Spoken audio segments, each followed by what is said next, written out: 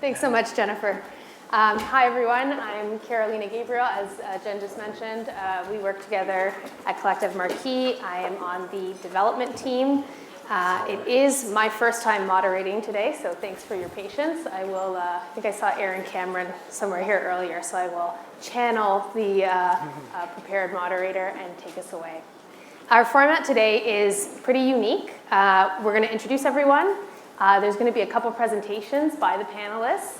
And because we have such unique perspectives here, we want to end the panel today with a Q&A session. So please keep that in mind as our speakers are going through, because I think there's a chance to have a really interesting discussion right towards the end.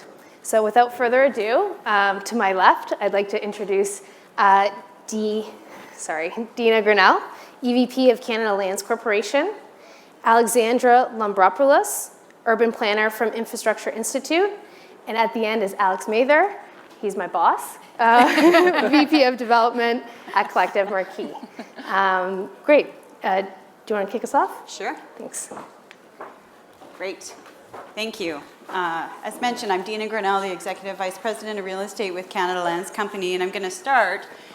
We've been asked to brief you for about 5 minutes. I'm going to start by telling you a little bit about Canada Lands Company and our work with Build Canada Homes. We are a federal commercial crown corporation. We are tasked with repurposing former federal lands. We play a critical role in helping to address the housing crisis. Just last year, we enabled more than 4,000 homes, 35% of which were affordable. Our portfolio is growing. As the minister said, everything does move slowly. I think we see a ton of alignment and agility around moving things forward faster. We're there for that. And we've got a portfolio right now that accommodates about 50,000 homes, and we expect that to grow. Here in Toronto, one of our largest developments is the Downsview lands. It's a transformation of a former military base into a transit-oriented, employment-rich, complete community. We have more than 100 hectares there, and we've got about 22,000 homes in the pipeline planned for Downsview. Arbo, the neighborhood that's moving forward now, is the second of 5 neighborhoods planned around Downsview Park. I just wanted to reflect a bit on the goal of this session overall. It's very much aligned with our goal to modernize Canada's housing industry. What can we do as a partner and a land provider? That's what we are laser focused on right now. How to enhance project viability using modular and prefab, drive down costs, and deliver more housing that's more affordable for Canadians. We see, as mentioned, so much alignment. Let's have a look at our portfolio. So Canada Lands Company is headquartered in Toronto, although we do have a portfolio that spans across the country from British Columbia to Newfoundland. We work in 7 provinces and we work in 11 different real estate markets. The diversity of our local markets is both a challenge and an opportunity. We have to work with a variety of geographies, of climates, and of jurisdictions with very different economic foundations.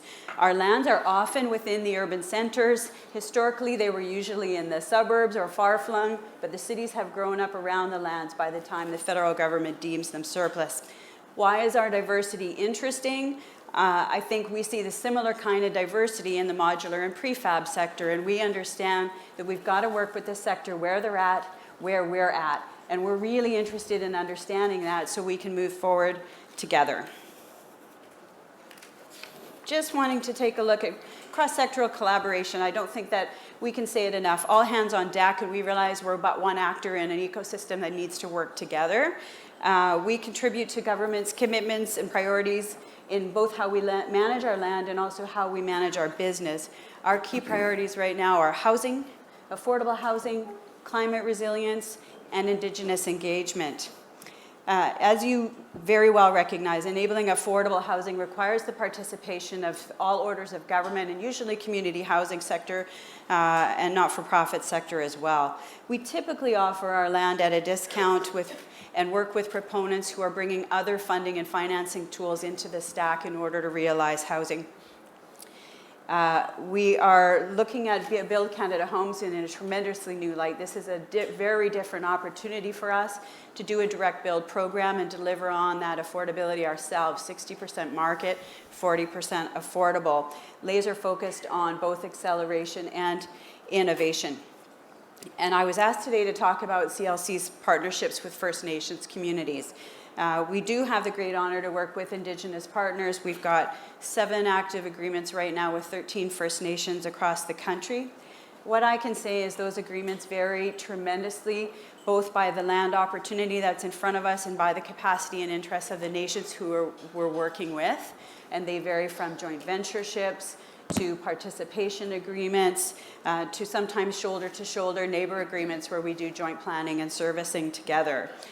The key areas of emphasis in those relationships are around amplifying cultural knowledge and expression in our projects, addressing land stewardship and environmental matters together, providing employment and training opportunities, and also very specifically looking at ensuring our procurement opportunities speak to the nation's businesses and they have an opportunity to compete. And we also have co-investment and commercial participation opportunities. And I'll just point to the image on the top right. Minister Robertson mentioned the very rapid housing initiative that the City of Vancouver deployed. That is one of those temporary modular housing projects, 100 units for Indigenous housing that was delivered in about 4 months on one of our sites that we facilitated with City of Vancouver and BC Housing. That was a tremendous initiative and very successful in my view. And the bottom right, that is a ribbon cutting for one of the properties that's recently opened. That was a partnership between CLC, CMHC, and HomeEd, or the Edmonton Community Housing Organization. And we've got another opening in Currie, which is Calgary, on November 4th. Let's talk a bit about the Build Canada Homes direct build model. Last month, the Prime Minister announced the creation of Build Canada Homes, a new federal agency, as you know, that will finance and build affordable housing at scale and look to catalyze the housing sector. Our role is right now in focusing on delivery of 6 Build Canada Homes direct build projects, or 6 Build Canada Homes projects, and about 4,000 homes in that portfolio. We have prioritized here in Toronto Parcel 3A, which is part of our first phase of the Arbo neighborhood at Downsview, and it will deliver about 540 units. And we were thrilled last week when we saw that relationship between infrastructure and the announcements in the City of Toronto bringing that major infrastructure forward. It will help unlock our homes, the 22,000 at Downsview. We do have some capacity now, so these homes can move forward before we get a 10-foot sewer built. But it was really an important announcement and really more an important alignment. We are looking to prioritize modern methods of construction, and as I mentioned, 40% of the units will be below market. An RFQ was issued last week. I want to make sure everybody in the room knows about it if they haven't yet. It's on Canada Buys, and if you go to Canada Buys tendering and then Google or put in Arbo in the keywords, it'll come right up. We are doing a request for qualifications process for design build teams at this time. We'll move into an RFP process in early 2026. There are a couple of milestones in the RFQ, which is why I want to signal it. If you're interested, register. There's an information session tomorrow. It's not mandatory, and it will be posted online if you were interested and you missed it, but it's really important timing. There's 5 other projects that were announced in the Build Canada Homes initiative, and they are shown on the screen. Shannon Park in Dartmouth, Nova Scotia, Pointe de Longueuil, gorgeous waterfront site in Longueuil, Quebec, 1495 Heron in Ottawa, that has a heritage component. Nawiadina, that's a partnership with Treaty 1 First Nation in Winnipeg, and the Village of Griesba in Edmonton. We will be looking at affordability, scalability, speed, sustainability, and Canadian materials as we evaluate those, both the qualifications and ultimately the proposals. So we asked to reflect a bit on scaling up, and I'm sure that we'll talk more about this. We're looking at accelerating and scaling the delivery of much needed housing on our projects in the near term. These first 4,000 units we hope are the beginning. We've got several more in the pipeline ready to go. We think that modern methods of construction are integral to evolving the Canadian building sector. And our design build process is there to invite that innovation at the front end. We did not want to do a design bid build where we were prescribing an outcome and then having to refit it in order to seek modular methods. So that we want you guys at the table at the front end. I think in order to accelerate, we know that we need capacity and availability. I hear you that you need to know your pipeline. We also need to know that we're going to be able to deliver those homes and that they're going to fit from low density to high density at the levels of affordability that we need to achieve in our projects. I think that everybody needs to get a little more comfortable with standardization in this sector. I think we've all tried to really make our mark in fantastic architecture. What I've seen is the combination of the technological innovation that's happening in modular and prefab right now is delivering architectural sophistication. And we need to make sure that the communities know that and that they're ready for standardized inside, excellent outside, and keep the projects moving forward. So we're excited to work with you. We really hope that you are paying attention to our RFQ processes. I know that we have what it takes to move this industry forward, and we're really excited to be a part of it. Thank you. Thanks very much, Tina. Thank you. Alexandra?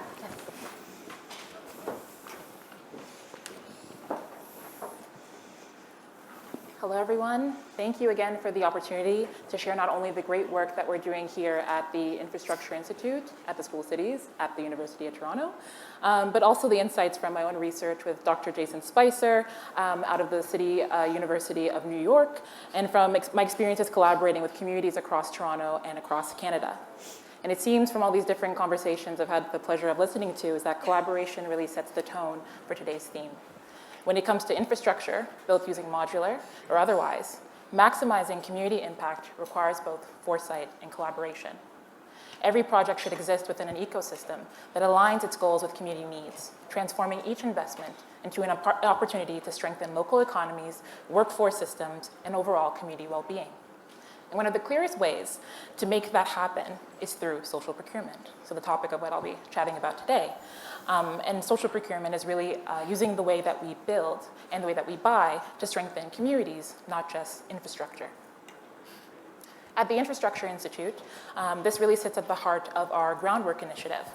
And this is a suite of programming that helps organizations grow their projects, so their social purpose real estate projects, or SPRE for short, but they're SPRE projects from concept to implementation.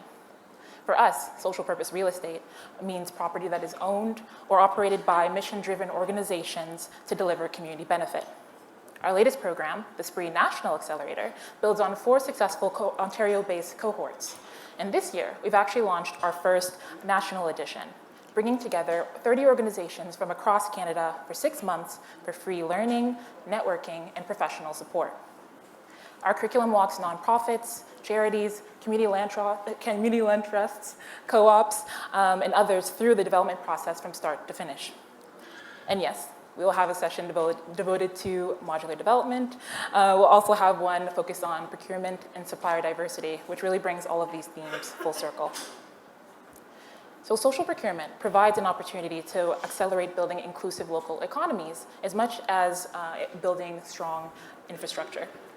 Social procurement is one of the most powerful but underused tools that we have across government, across industry, and across community and private sectors to build more resilient communities and help to close some of those wealth gaps that are widening across cities in North America. So picture this. Research shows that annually, the City of Toronto awards an average of $1.8 billion worth of goods and services.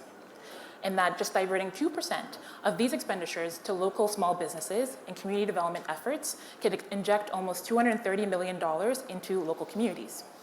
Similar multiplier effects can be seen when spending across diverse-owned businesses directly. And this can be women-owned businesses, veteran-owned businesses, social enterprises, in a number of different formats. And that's because typically, diverse-owned enterprises actually hire other diverse employees and other groups. And this results in more jobs and opportunities for those from equity-deserving communities. And so hindering the growth of these different diverse-owned enterprises is also stunting economic growth broadly, as they represent one of the fastest-growing ownership in what they call the small business universe. However, for many, simply finding and engaging these diverse suppliers and other social enterprises, and then helping them to actually scale, breeds a lot of different challenges. Barriers include limited resources, networks, relationships, and access to opportunities that continue to stunt their growth. So tools like social procurement policies, community benefits frameworks and agreements that enable workforce development, supplier diversity, apprenticeship programs, and more can really help to level the playing field, empowering both enterprises, emerging talent, and working professionals. It helps to drive innovation and strengthen local economies, and also advance equitable development. Ultimately, social procurement can be leveraged to accelerate both homes and communities. That's because tools like social procurement are more than about purchasing. It's really about how we build. And that's really the core question of today's summit, which is how are we building the homes and the infrastructure that people desperately need? But this is also an urgent reminder to extend that same spirit of innovation and collaboration to the question of not just how we build it, but who we build with and who are we building for? And the answer to that is simple, and it's been said multiple times today. It's people and it's communities. And when we plan not just for the end user, so people in the house, but the end area and the neighborhood and communities that support them, especially the communities that will be shaped by the different projects that these new developments will support, we can start to mitigate the patterns of displacement, of gentrification, and other sorts of harm that too often accompany uncoordinated new development. Because one house does not make a place that's livable. The housing crisis that we're speaking of is deeply connected to so many others. There's congestion, mental health, loneliness, food insecurity, climate change, and a number of different things, many of which are actually hindered or supported by how we plan our built environment, which is tied to where investments are made and the policies enabling that decision making. So ultimately, answering the who as carefully as the how is what distinguishes between infrastructure from building homes and neighborhoods and places where people actually want to stay, belong, grow, and actually reinvest in. So in terms of implementing this, one key takeaway for all of us is really tackling systemic issues requires an ecosystem response. It's not about just one policy or one project. It takes collaboration and an ecosystem to support it. The first requirement in that is, like I said, collaboration, but also planning and policy. This is really the mechanism. It's about refining how private and public sectors, industries, anchor institutions, governments, and community groups coordinate. We need alignment across systems so that housing, infrastructure, and community outcomes are working towards the same goal at the same time. The second requirement is capacity building. This is the foundation, whereby we need to be equipping people and organizations to participate fully in these processes. It's not just about new technology, it's about investing in education, networks, relationships, training, and entrepreneurship to grow strong and diverse workforce and industry leaders. The third is around, again, communities. This is a principle. It's about centering those most affected by these different changes as partners and as experts. Communities are not just stakeholders. They're co-creators and often leaders in a lot of these different topics. So bringing them in early actually builds trust and ensures projects truly reflect local needs. And last but not least, we need integrated systems thinking. This is the mindset that we need to approach all of this with. It's about recognizing how infrastructure, land use, and policy decisions connect. When we see the whole system, we can make smarter investments that can create lasting public benefit. So together, these four elements, collaboration, capacity, communities, and systems thinking, are what turn isolated projects into real progress, and that's how we move from pilots to policy, and from policy to impact. So now is the time to really think about these issues not in isolation, but together. The way that we are in this room today, across different disciplines, divisions, governments, regions even, because our cities and regions are ultimately for the people and communities who host and sustain them. Through the Infrastructure Institute, we've had the honor of working with more than 40 organizations, and now more across Canada, who are all pioneers in leading social change, but also leading change around affordable housing in particular. And they're eager to collaborate, and they remind us that learning in partnership is a two-way street that requires us meeting these communities halfway. If we want to build lasting impact, we must build infrastructure with social purpose from start to finish.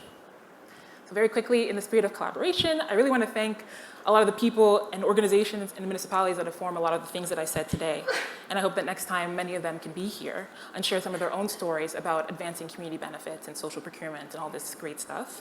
And my last tidbit to folks is that if you're looking to actionalize on any of these or deepen some of your learnings, then connecting with organizations like these, grassroots groups, entrepreneurship groups, community associations, community benefits networks in your area or their counterpart is a really good place to start. So thank you.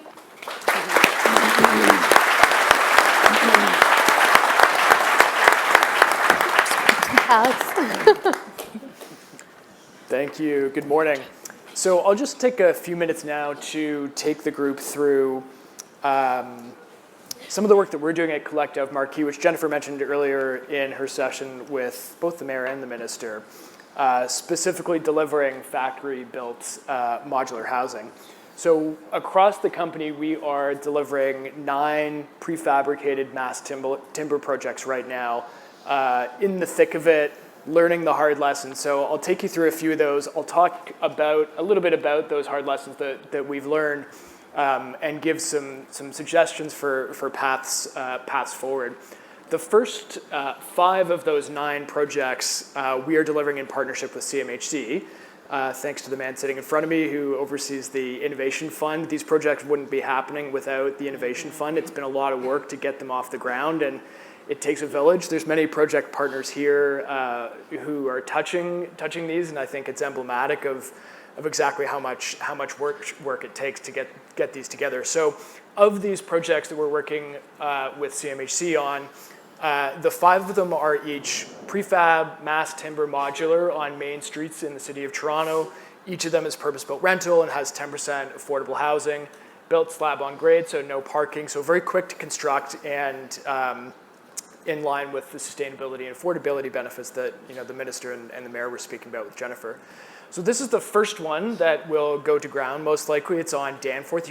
I can actually see it directly out the window behind this room. I'll lead a tour later.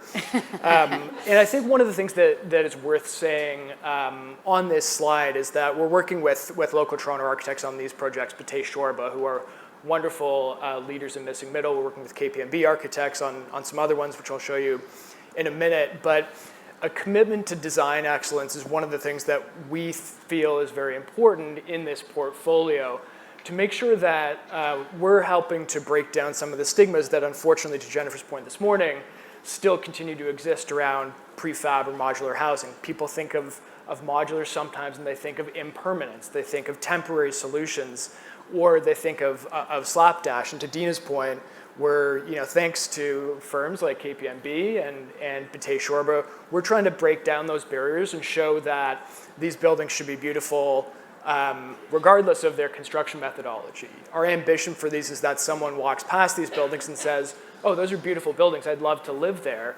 Aren't the people who live in those buildings lucky to live there? Not, oh, those are beautiful buildings for modular buildings. So that's part of our focus on this project.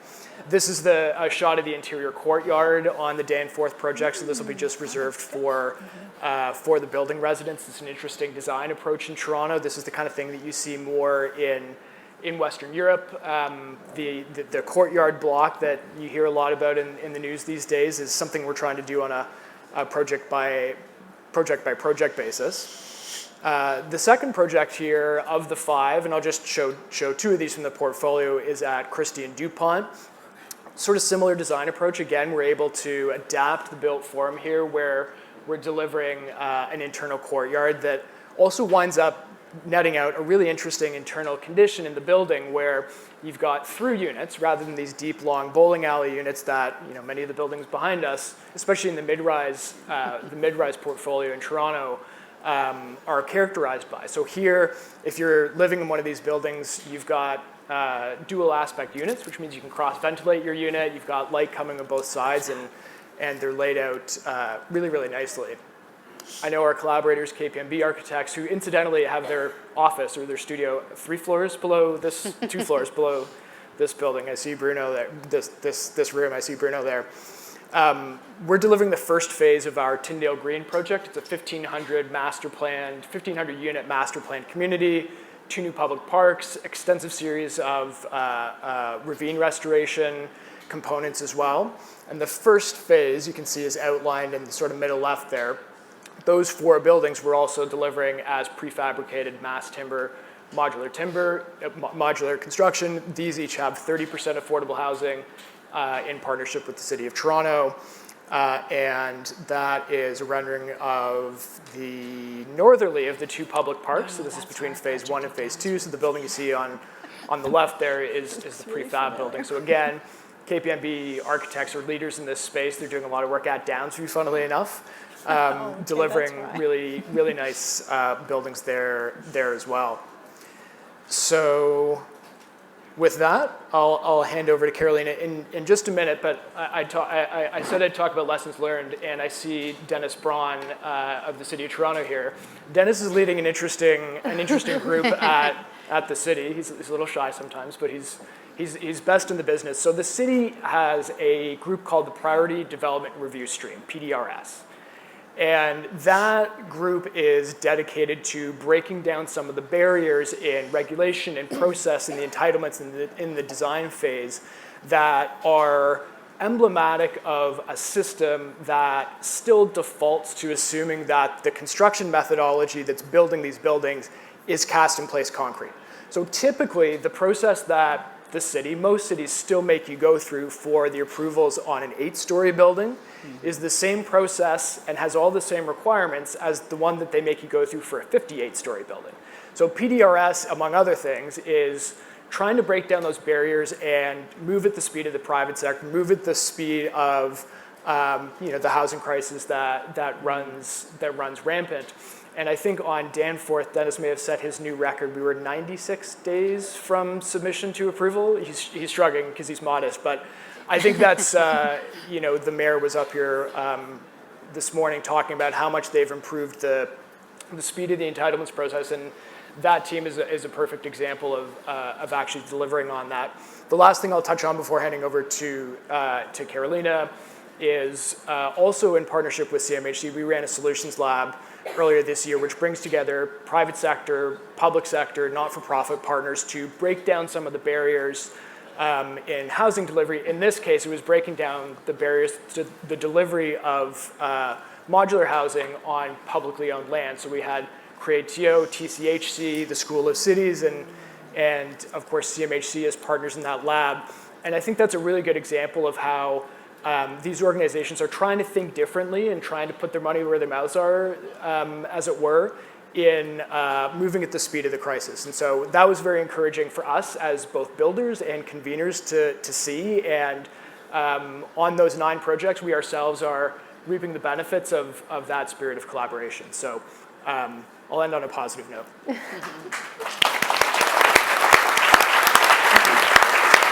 Thank you, Alex. The reason I'm smiling a little bit is one of the benefits of working on the same team is that your minds are melding, so you answer the question before it gets asked. But in all honesty, up here on the stage, we've got 3 such diverse voices, right? We've got the national, federal landowner, a think tank, and a private developer. And so I think I'll start with a question that was alluded to earlier this morning by Jen, which is, modular has been around for a long time. It's not a new concept. We had Sears with housing kits 100 years ago, and coming out of World War II, we had the Wartime Housing Limited, and yet it still seems to be a fringe way of delivering modular specific housing. So why do you think that is, and what do you think needs to change, or maybe to reframe, since it was answered a little bit already from Alex's point of view, what opportunities does this new policy offer that can make this become mainstream? And I think I'll start with Dina. Great. Yeah, I think that's a really good question. I think back to the catalogs. I remember seeing those and several of the houses that resulted from that. And there's still Panaboat houses. I'm sure several of you remember those. Those were times when you could actually buy a house for twice your annual income and put it up yourself. We can't do that anymore. I think we've really increased the requirements around regulation, some of it from a health and safety point of view, sure, quality point of view, but also I think we've overblown it in terms of what is available or what the regulatory frameworks really need to be and what we're trying to address in housing. So I think that today the reality is that modular has kind of stayed niche in part because For one, we've got an amazing sector understanding stick build and concrete. Everything is geared towards delivering that. We understand those business systems and finance systems, and it's really going to take us a lot of time. And we've talked about a lot of those things here today. I'm excited for the change. I think that we've really focused on what has to change now for the first time.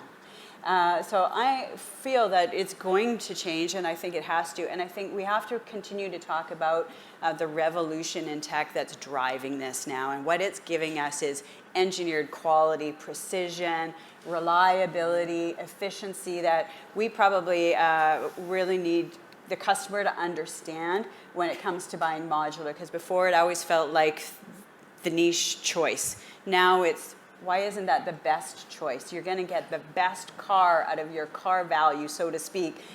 When you go buy a car, you look for quality. Well, I think you want to look for precision, and prefab and modular are offering that. So I think we see a change, but I think that it is ingrained in our industry that things are done a different way, and it's going to take some time to change that. Yeah, maybe I can pick up on that, on the private sector piece. I mean, home building is a very capital-intensive industry, and private capital tends to view it as a very risky industry. And so, you know, when you combine a risk aversion with a capital-intensive industry and with a market that up until the last, 2 or 3 years was just going like gangbusters. I mean, the number of cranes behind us is obviously an emblem of that. When you put those factors together, the private sector just wasn't really incentivized to ask the question, can we do this better? Can we do this faster? Can we do this on a more standardized basis?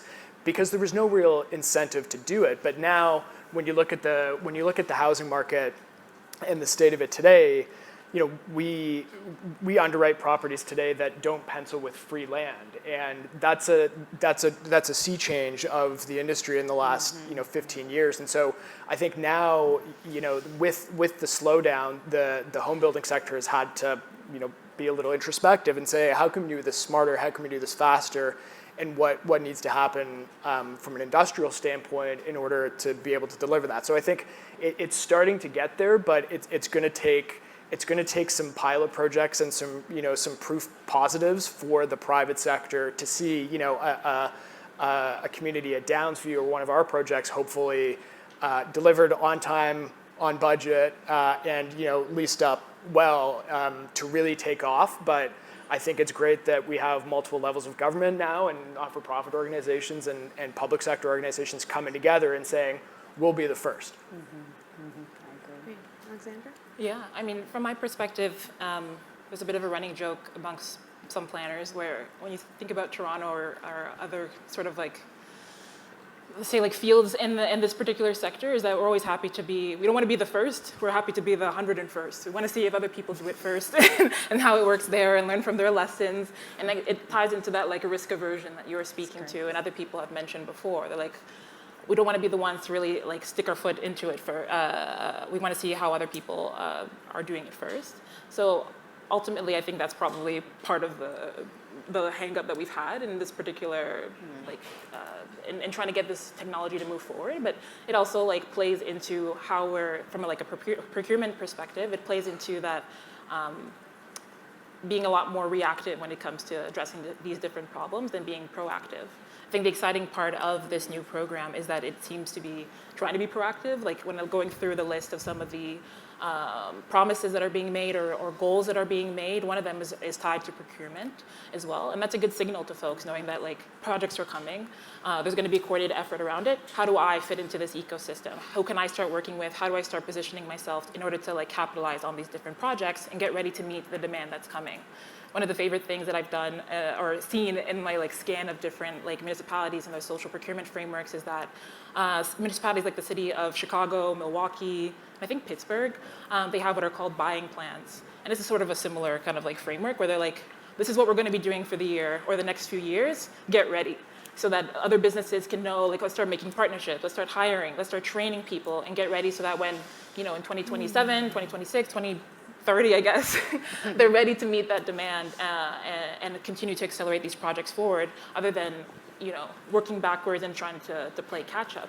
I think sometimes in a lot of these situations, when it comes to RFPs or projects, you're asking for the moon, you're asking for trees, but you didn't plant the seed in order to make sure that everything was ready leading up to it. So those are my thoughts. Yeah, thank you. Yeah. I like where you're going there with your answer, Alexandra, and I'm going to come back to you in a moment. But just before we do, just one last question, maybe for Alex. You mentioned earlier the shout out to Dennis and the City of Toronto and our project on the Danforth. And so much of the discussion today is future oriented. If this happens, if X happens, then Y can happen. But do you have a maybe example of one or two things that has already gone well in our experience with the city or any other project, maybe outside Toronto? I mean, because I'm a little bit of a nerd, where my mind goes when I hear you say that is to garbage trucks. So for those of you who've ever tried to get a mid-rise building developed in Toronto, you'll know that at some point in the process, you've gotten to the point in your design or entitlements process where someone has said, you need a Type G loading dock. And a Type G loading dock is the only way that the city has to collect garbage on a site that has more than 60 units because of the amount of garbage that type of building produces. And the only thing driving that requirement is the size of the garbage truck that Toronto's fleet services has. The problem is that if you've seen it, it's a big truck. And so if you've tried to do this before, you've probably come to the point in the process with the city where someone in the review team has said, we'd like you to put a Type G in there, to which we say, you're going to lose 6 units of housing, to which they say, we don't have any other sized garbage truck. And so that's a really good example of where the regulations just aren't fit for the scale of this type of building. We're not building 48-story towers out of modular. Maybe they are in Singapore, but we're not in Toronto right now. And so the modularity and a sort of missing middle scale of building right now go hand in hand. So on that Danforth project, we were the first to go above 65 units, I think, and have the city relax its Type G requirement. So that's a perfect, very nitty-gritty example, but there's 15 of them on that project alone, where when the rubber hits the road, it's great to be at 30,000 square feet. It's really important to have that discussion too, but ultimately, it comes down to implementation, and you're fighting about the size of a garbage truck. But the city on that one granted an exception. Obviously, other developers saw that exception as well, took note, asked us how we did that, and we said Dennis and his team. But there's 15 other things on that 65-unit project alone that are good examples of that. Yeah, and we can just imagine I'm sure from Canada Lands Corporation's perspective, right? You've got such a large scope, and yet the delivery of housing often can come down to these minuscule sort of silos or unique problems in every region. But going back to our forward-looking, because I would like to come back to Alexandra, how can housing programs support the diversity of industry players from small to large across jurisdictions?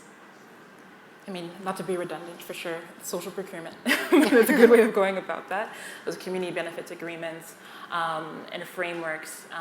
And so actually backtracking a bit, the funny part about, we're talking about Downsview as one of the major sites for this new funding and coordination. But Downsview is actually, if you look at the map, the City of Toronto is really great when it comes to data and showcasing the different demographics of our city. And Downsview is a neighborhood improvement area. And for context, neighborhood improvement areas are areas, communities across our city that have been designated for new investment and supports, recognizing that these are areas that have been underinvested for many years. These are areas that are mainly composed of low-income folks, and are actually some of the most diverse areas in our city. So you have this interesting, interplay of folks in this particular region. So there's Downsview there, which is a huge site. I've been there up and down in that section. But right above it is another neighborhood improvement area. You have Jane and Finch. You have Black Creek. You have to the left a little bit, I'm picturing it in my brain, so if you're not from Toronto, apologies. But you have Rexdale. You have Mount Dennis that are other neighborhood improvement areas as well that have been advocating and working and asking for and organizing for these different benefits, have been part of the catalyst for making these sites prepared, to have them be prepared to welcome such investment and other opportunities. And the benefit, the good thing about that is that there's already plans sort of in place. I think there's always a concern when it comes to How are we going to find the diverse suppliers? What does the community want? And there's always a bit of like hesitancy around it. And I get it because it is scary to kind of go into these new places, and people have been feeling harmed or ignored or neglected, and rightfully so.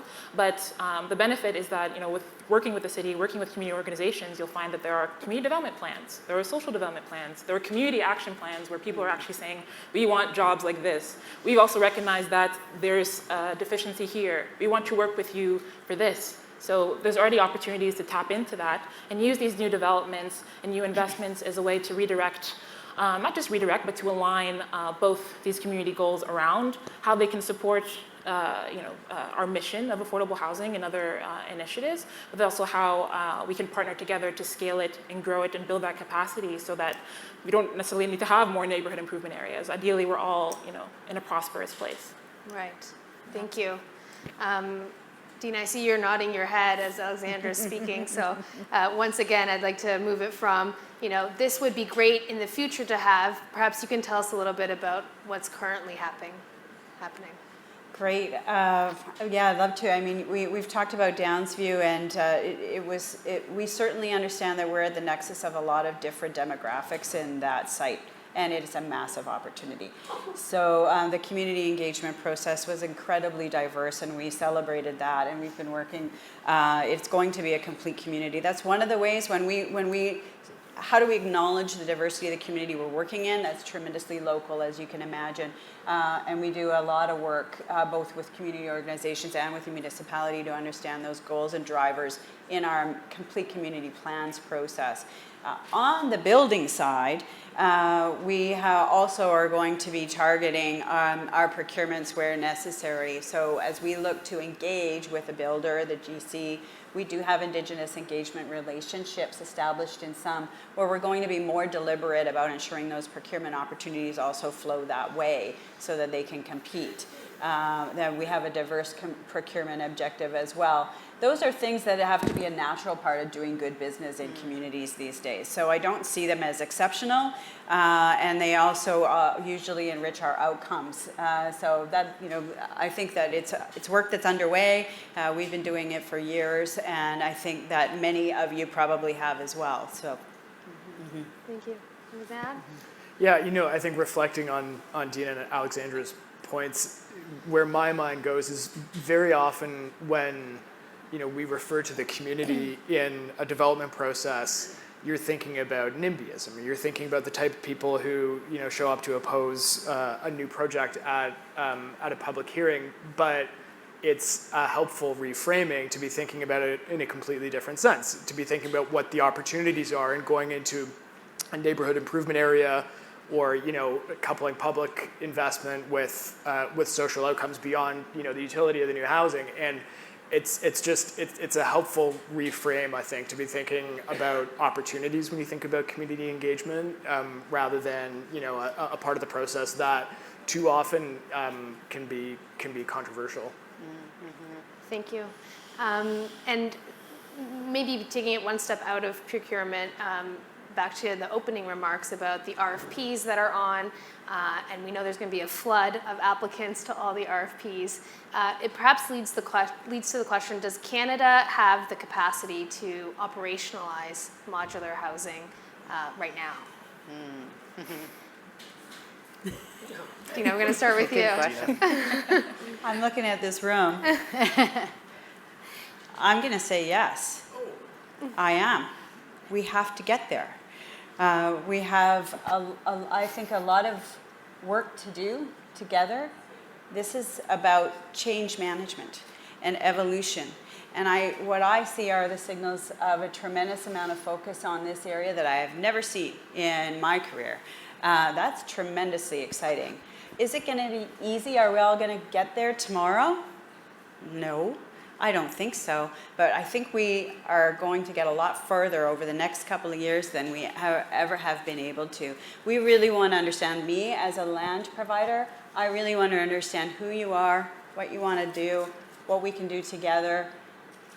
We are not the only buyer when it comes to prefab, but we can help with those early projects and piloting, as mentioned, because I think that if we can normalize this and really deliver on the affordability and efficiency that is promised, this is going to be the new normal. So I think we can get there.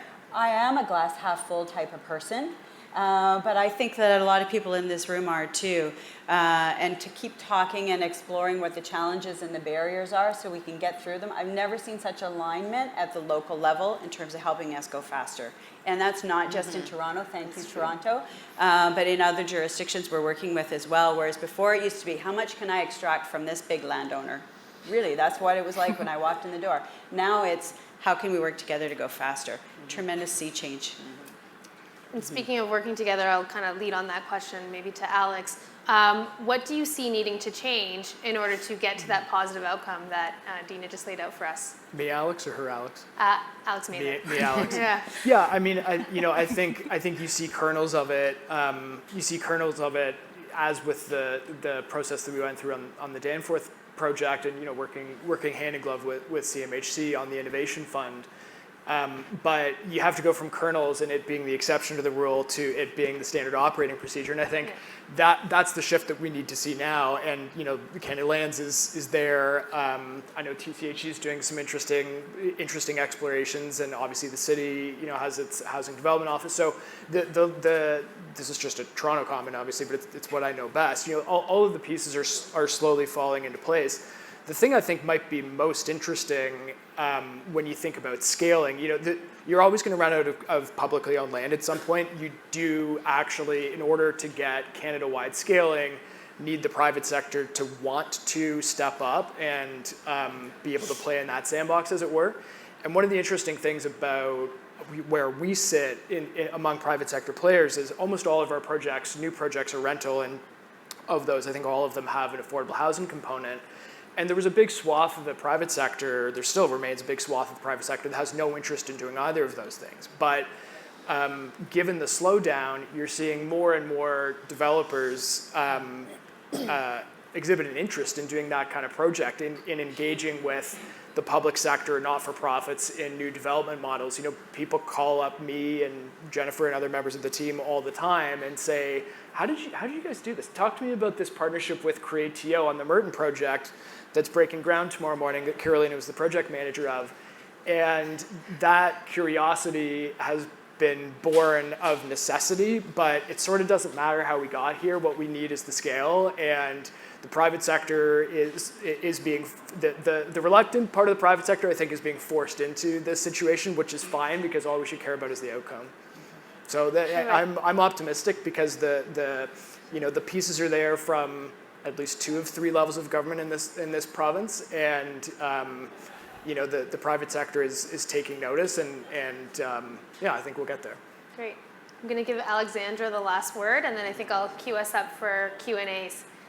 So I don't know where the mics are, but we can start kind of circulating them. Last word, Alexandra. Yeah, really quickly. I think it's possible, but there really needs to be investments at the same time around that education piece and that workforce development piece, like making sure the apprentices programs, like that as much as we're investing in that pipeline for like the actual hard parts of the construction process, that labor part really needs to have a lot of thought and coordination, and that requires talking with schools, talking with academia, talking with the training groups to make sure that there's not a break in that pipeline. I've spoken with members of different contractor associations, and they've been talking about how there's a burst of pre-apprenticeship programs.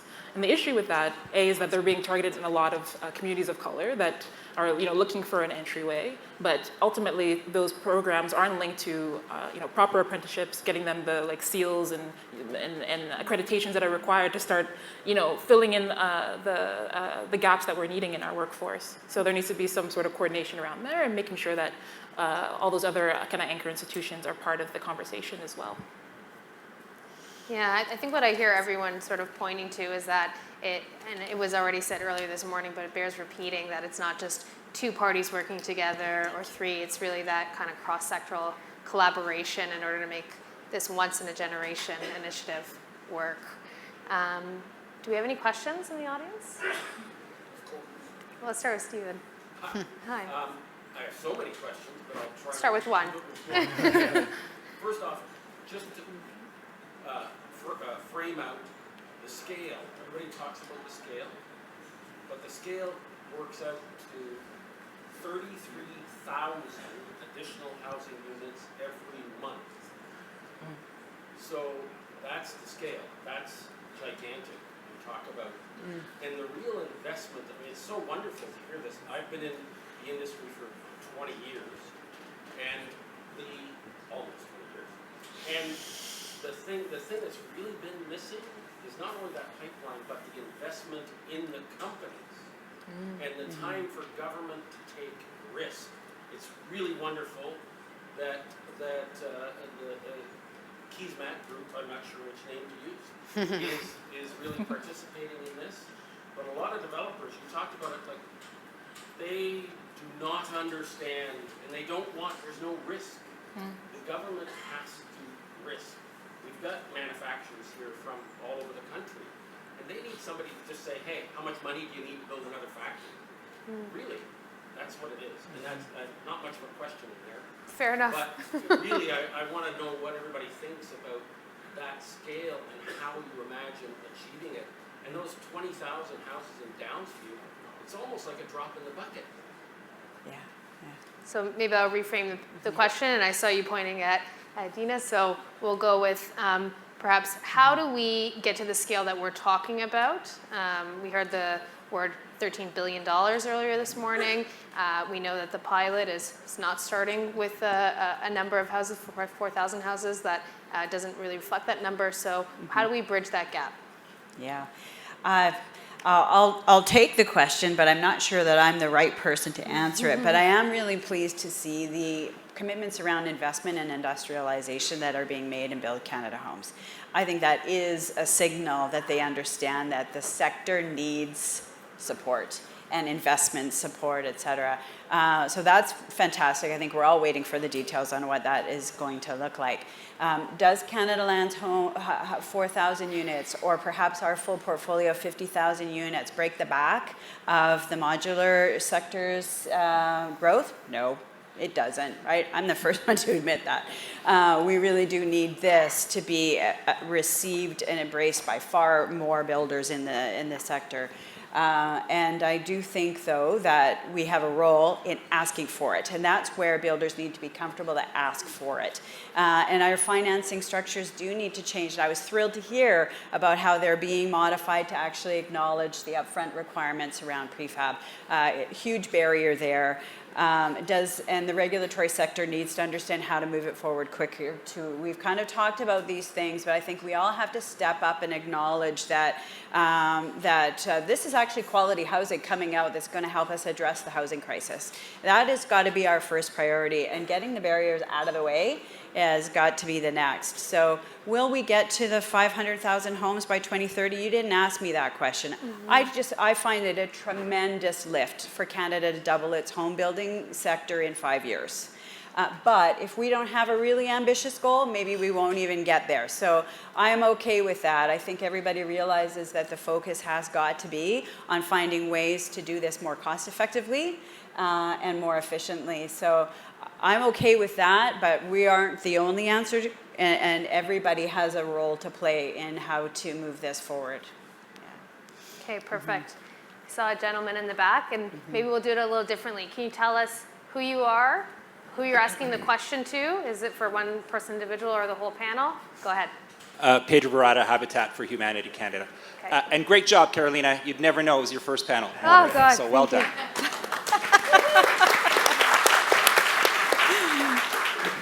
My question is for Deanna, so we'll start there. So once the homes are built, the RFQ says that once the homes are built, there's a tremendous procurement opportunity, which is to transfer those homes. You retain the ownership of those, to transfer those homes to a not-for-profit operator or operators. And I know there's still a lot of work ahead in figuring that out. But you're probably thinking right now in terms of what do you want to get out of those initial homes in terms of the continuum, right? From transitional to rental to supportive to affordable home ownership. So what's the thinking that's going on that, around that mix that's going to then help the proponents put together probably a consortium to come forward and bid on it? So anything you can tell us on that side would be really interesting. And I know that these are early stages, so appreciate that. They are early stages. Thanks for the question. One thing that I would say just to start off that is a lot of our communities are very large, and we do offer an incredible diversity of housing opportunities from size, scale, tenure. These are all rental. So right now, our first tranche of the 4,000 homes through Build Canada Homes are all going to be rental, and we are going to build the homes and own them, and we are looking to procure for a third party, ideally not-for-profit or community housing operator. And we see that as a real win because they're qualified operators that can build their portfolio on these project opportunities. From hundreds of units to, in some cases, we have thousands. They are not going to all spring up overnight, but they will spring up rather quickly.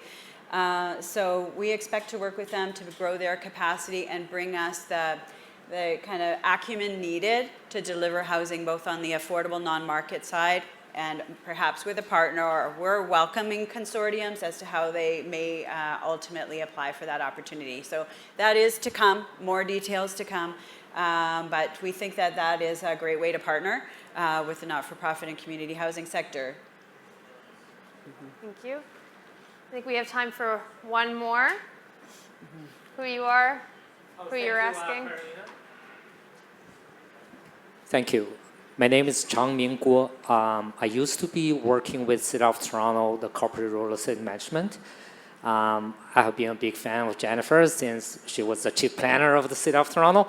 I'm a big passionate about housing, especially the affordability part of it. My question is really to Alex, the nerd. You mentioned about the timber part of the construction methodologies and stuff. I wonder whether you have done your researches about the other prefab, like a concrete slab or a wall panel in terms of construction methodologies and stuff, because if you want to stack up 20, 30, or even higher, that could be a concern for mass timbers, right? I wonder whether you've done your researches and whether you can share with us a bit in terms of the cost for multi-story or high-rise between mass timber and prefab concrete or steels and stuff. Thank you.